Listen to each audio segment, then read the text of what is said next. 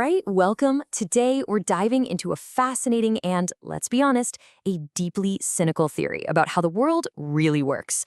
The idea is that global conflicts aren't chaotic, random events. Nope, they're moves in a carefully managed game. Imagine the world as a garden, tended by two competing powers who might not be who you think they are. So, where do we start? Well, like any good deep dive, this one begins with a mystery. A moment in very recent history that, if you look at it closely, just doesn't seem to add up. Okay, picture this. June 24th, 2023. Yevgeny Prigozhin's mutiny is in full swing. The Russian command structure is, to put it mildly, paralyzed. For a moment there, the highway to Moscow was wide open, basically undefended. But the Ukrainian army, with fresh reserves ready to go, did nothing. No major breakthrough was even attempted. And the big question, the one this whole theory hinges on, is why? Now, according to the framework we're exploring today, that wasn't a mistake. It wasn't a coincidence. It was a clue. It was a sign that this entire conflict is being managed from the outside, and a total chaotic collapse of Russia was absolutely not part of the plan. So, if it's being managed, who are the managers? The theory we're digging into here describes them not as sworn enemies, but as two, well, gardeners, tending to the same global garden, each with their own ideas on how to do it. They call it the two cousins theory, and it suggests that the real centers of global power haven't changed a bit. It's still London and Washington. But here's the twist. Their conflict isn't some fight to the death. It's more like a sibling rivalry, a competition between two very different management styles, but they're both working on the same fundamental project. And you can see their different approaches right here. On one side, you have London. The theory says they use network power. Think about that. It's flexible, it's sneaky. It operates through financial networks, offshores, and intelligence to create what's called managed chaos. The whole point is to shake things up and reroute how resources flow around the globe. Then you have Washington. They use structural power. This is the opposite. It's rigid. It's aircraft carriers, the US dollar, raw military might. Their goal is to keep things stable and predictable, to maintain the existing order.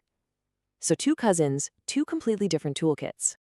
Okay, so how does all this play out in the war in Ukraine? Well, this theory frames it not as a simple invasion, but as a meticulously managed event, one that's designed to serve the separate but compatible interests of both our gardeners. The theory points to all these, let's call them strange markers, things that don't quite make sense. You've got that sudden Russian retreat from Kyiv, right when it looked like peace talks might actually work. The very organized, almost polite withdrawal from Kherson, and of course the fact that both sides basically paused during the mutiny. According to this view, these aren't just the fortunes of war. They're signals that the conflict is being carefully kept in a box to stop either side from actually winning. So you have to ask, why? Why manage it? Well, the theory says the cousins have different goals that happen to work together perfectly. Washington gets to deindustrialize its main economic rival, Europe, by swapping out cheap Russian gas for its own expensive LNG. Plus, it's a huge boost for the US defense industry. London, meanwhile, having just left the EU, also wants a weaker Europe. But the really big play for them is pushing Russia into China's arms, effectively turning Russia into a resource colony for what the theory calls London's main industrial project, China. And this brings us to the end game, because the war in Ukraine, in this view, isn't the point. It's just one part of a much, much bigger global restructuring. Think of it as a kind of controlled demolition, meant to clear the ground to build something entirely new. And this is where the theory really flips the script. It claims that China isn't the West's great adversary.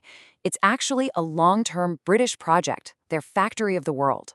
And that group, BRICS, it's not some anti-Western rebellion.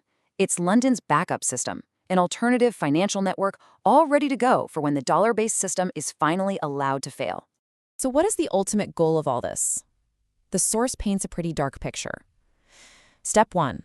You use these managed conflicts to redirect global resources where you want them. Step 2. You weaken your economic competition. Step 3. You use the constant state of crisis to roll out total digital control. Things like central bank digital currencies, CBDCs, biometric IDs, the whole shebang. And the final step? To have a system in place to tightly manage a downsized global economy, with complete digital surveillance over everything and everyone. But here's the thing. Is this plan foolproof? Is it perfect? Well, the theory we're exploring doesn't think so.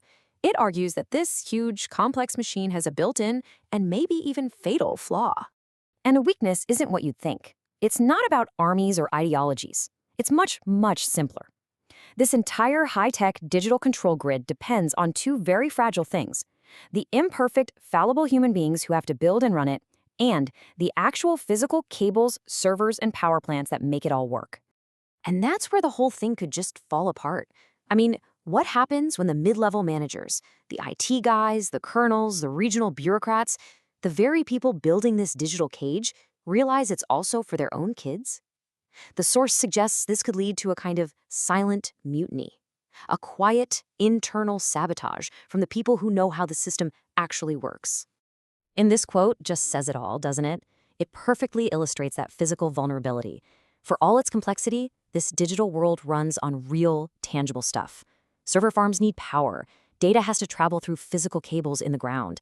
A globe-spanning system of total control can be disrupted by a simple blackout or, a single person with a tool who decides they've just had enough.